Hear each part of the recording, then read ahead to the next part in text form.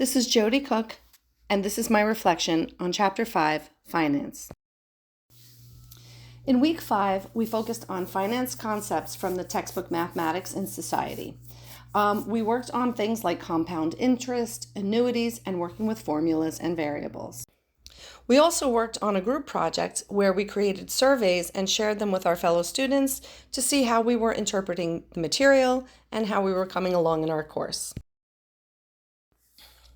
Hopefully, we can take the information that we learned in this module and throughout the course and put them together: critical thinking skills, problem solving, and then we can turn them into smart money-making decisions for our future.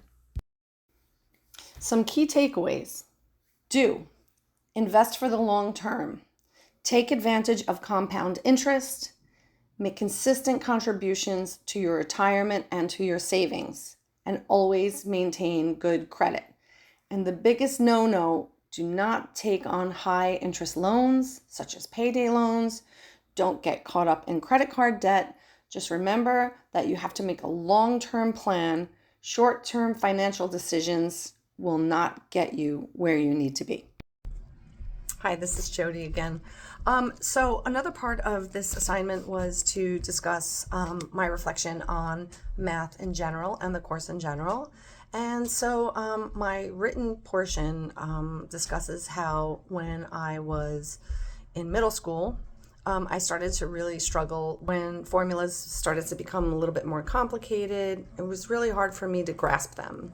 I have ADHD, so sometimes like low load tasks are a little bit hard for me, right? Well, I guess that's a high load task, but sometimes it's really hard for me to understand a direction. It's not that I can't understand it, it's just that my brain just kind of like fogs over and I just can't really focus on like all of the elements, and it just kind of like escapes me pretty quickly.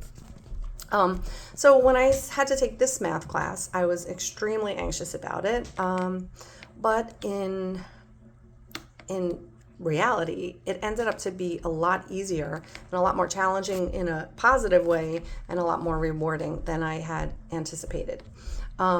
Some of the strategies that I've used here to be successful in this math class is I watch the videos that are part of our coursework while I am working out my problems.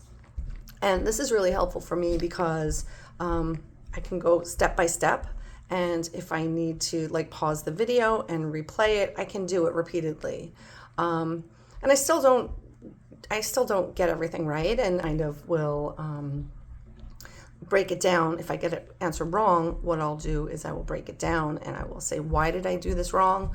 Why is it not done like this? This way I can kind of get a little bit more of a like nuanced kind of explanation of why I'm doing certain things, because the formulas don't really make that much sense to me and they're kind of intimidating.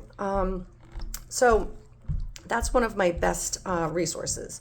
And one other thing that I realized as I was working through this class is that when I was a younger person, I'm a little bit older, when I was younger, when we went to school, we weren't using scientific calculators. I mean, maybe I didn't get into such complex math issues, but what we would do, we would have to know the math in our head. We wouldn't be using calculators to like help us with our, our work. It was what we were supposed to know. And so it was a little bit harder than it is now. Like now I have a smartphone, and like on my smartphone, anywhere I go, which I don't necessarily need, I can find, like a scientific calculation. It's just technology has really changed the way that we can succeed in our like schoolwork and life in general. I mean, I think it's a great tool to enhance what you're learning and enhance how you really can apply it into everyday life. So anyway, thank you. I hope you enjoyed my PowerPoint presentation from this video. And thank you for giving me a little extra time because I am obviously going through some family challenges now. But I appreciate this class, and thank you.